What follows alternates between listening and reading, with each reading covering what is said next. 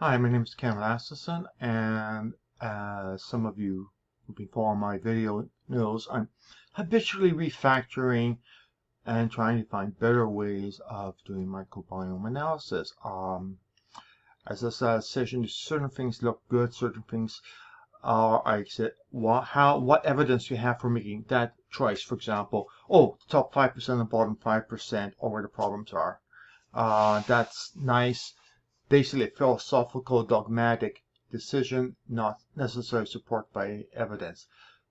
Recently, I made more rigorous account of multi filter and ended up doing special studies using that, which I described in a previous one. Basically, it's saying, hey, if 5% of people for a particular bacteria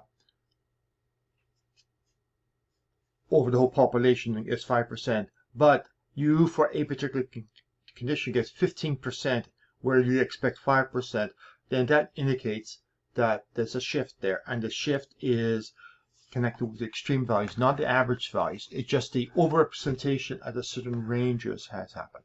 So to start trying to illustrate some of the things, this is the current updated site, and if you take a look here, I have 5 here.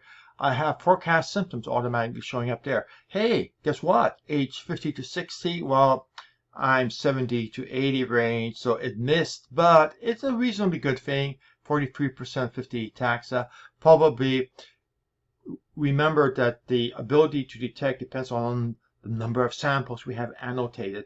We probably have not that many 70 to 80-year-olds in there, hence probably there's no data to match to. And other things, another one there. So that is using Thrive. Now Thrive, we don't have as many samples uploaded. We have about 2/3 the number of sample of the other one. So it's the same data. The FASTQ file went over and processed to biome site, which is sitting there, the same date. And what we have is there, do we get a ton more matches? And why do we get more ton matches? Because we have more samples and more annotated samples. That means that we can detect things much more significant. So we have a bunch of things sitting there, which is okay. So there's a bunch of things. Some of those symptoms may be mine, some of them may actually not be. If I want to, I can go and simply enter symptoms here. If I go back to Thrive, I've actually have enter symptoms and do an update. So I'm going to hop over to biome site, and what I'm going to do is I'm going to just enter one symptom, and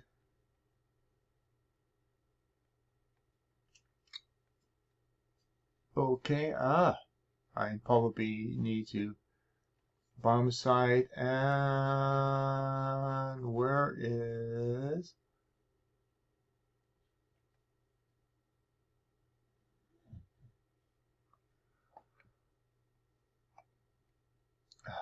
there it is. I have, that's for copying symptoms. Okay, and I'm going to actually go to bottom side there, and I'm just going to mark my 70 to 80 range. Which 70 to 80 range, and now I'm going to simply go and do an update.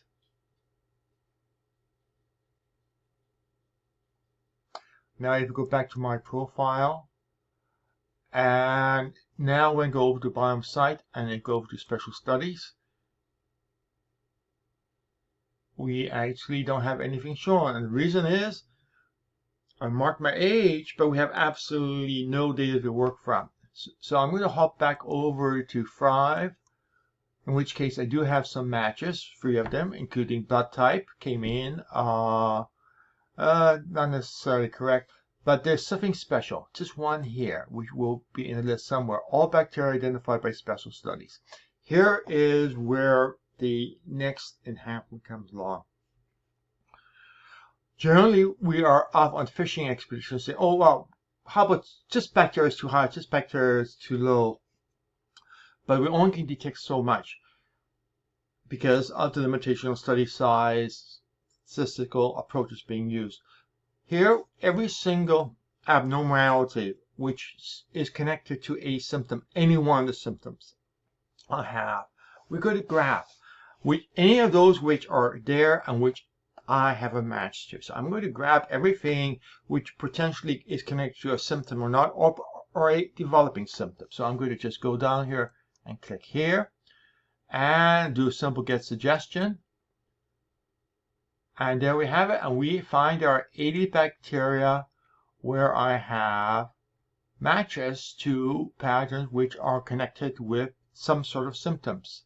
So, and then underneath that we'll go and we have the suggestions there. Now, this is an alternative approach. Instead of trying to adjust everything, we're only going to adjust bacteria which we have identified as being connected to a particular symptom.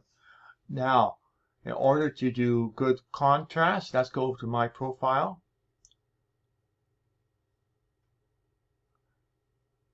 Okay, and we are going to go, we'll use Thrive here. And I'm just going to do, just give me suggestion. We also have, just give me suggestion include symptoms, which will grab the symptoms I have entered and use that as addition. You don't have to do it this way. Usually I would prefer going, just give me suggestions. And what we're going to do is take a look between the two sets of suggestions. So let's go over to technical detail. And over here we go over to, that is, it was one suggestion which wasn't consensus, but we can go in and let's shut the big list down and go down here and we can take a look at something like licorice. Let's see how we do with licorice on the other one. It's on the other one, not as high a priority, but it's there. We could do cacao. Let's take a look at that one. It's there. It's much weaker. How about something to avoid? Barley. That's a strong avoid.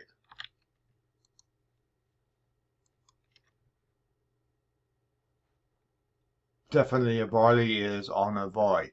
So you get a different set of things sitting there. What we can do also is combine everything. So here I have the consensus there. And now what I'm going to do is I'm going to repeat this one, which will add these suggestions to the prior suggestion. So now we have the 4 basic one, this 5th one added in.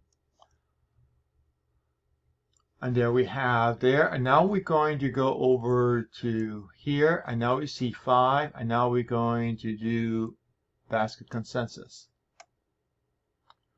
And now we have a bunch of things which are absolutely across the board. Both ways say we should take that one. Let's see how many we have for 5 counts. We have a good number where both ways come up with the same aspect, as in these are things you should take. Broccoli, green tea, etc.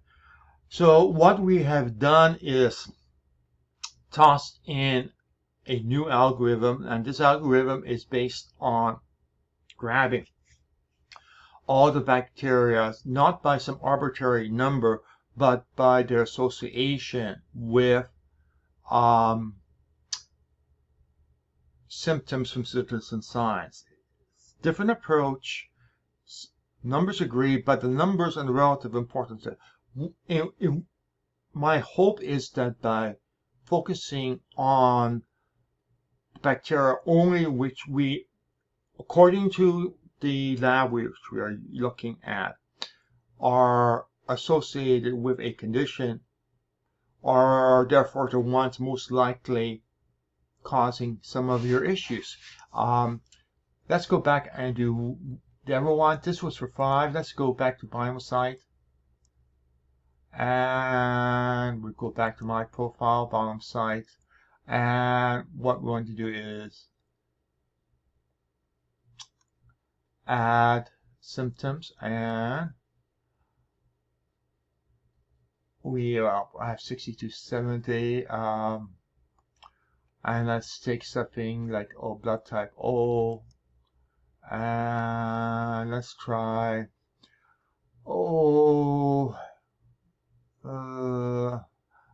trying to pick something which I have. I don't have that much, unfortunately.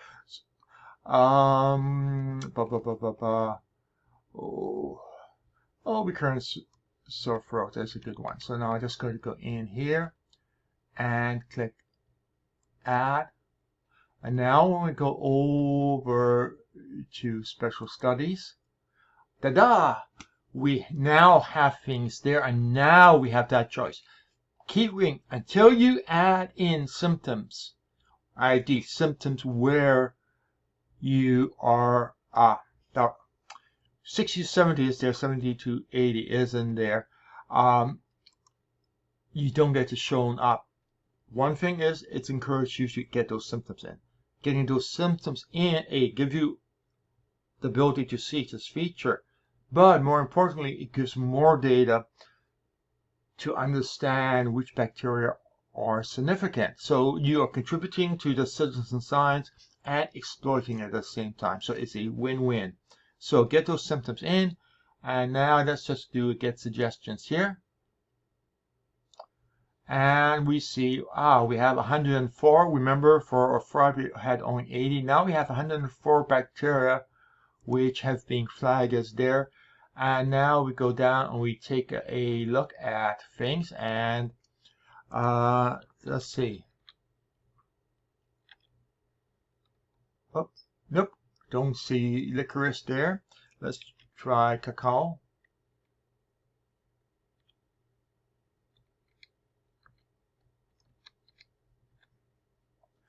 No, so we end up with a very different set of list, which is not totally. Barley. Barley was avoided on the other ones. It's still I avoid here. You can do Uber consensus. Again, we are working area where we have we don't know what's going on. Anybody who says, "Oh, this is a problem, that's a problem," forget it. They don't. They are speculating. They are, I hate to use the term, but they are basically gaslighting you. We don't know. We don't know what causes that. We can speculate, but we don't know. Anybody who claims to know are gaslighters. Simple as that. Even with studies backing up, it is only possible. It only increases the probability. It doesn't do it. And we have a ton of other issues. I mean, it is a challenge because of the problems with testing methodologies being different all over the place, with clinical studies using different testing methodology than what your lab tests are, and just goes on and on. So what we have here is what seems to be probably the most reliable, which is actually all the same lab, which is controlling for factor number 1, which is absolutely good. Factor number 2 is that we are going from symptoms enter, so we're getting the association for particular symptoms. People all are self-declaring symptoms, but in general they are reasonably good. And voila, we end up finding out what helps and what doesn't help, and we get the list there. So that's basically it. And this particular case, I noticed, we have pretty low values there, and not much more in the other one. So I think I'll start blabbering on to do a recap. Forecast symptoms are now showing up there based on matches of your shifts to that of other people who gave those symptoms and used the identical same lab you did. So we're talking oranges to oranges comparison, and you can see what percentage of match. For example, 66 of 3 taxa, that's pretty weak. You get 56% of 16 taxa, more likely. 75% of A, could be. So again, these are simply forecasts by association. It's not predictive. And then once you have something in there, you can go over to special study. Either do it for each particular one, in which case it will go and just indicate things. I'm not sure why one would want to change one blood type, but that is, or at least one could compensate for your blood type, so it's less typical of blood type diet. But if you have here, and then away you go, and I believe, if you remember right, I exclude age and blood types from total suggestion here. So you are basically going to be dealing with whatever else you have there without having to go back and forth adding symptoms and seeing what the numbers are. It simply takes all the bacteria shifts associated with a symptom from people using the same lab is what I have to keep emphasizing, who reports a particular symptom, and the symptoms are statistically significant in terms of association of bacteria at least a 0.01 or greater statistical significance. Okay, I'm blabbering on too much.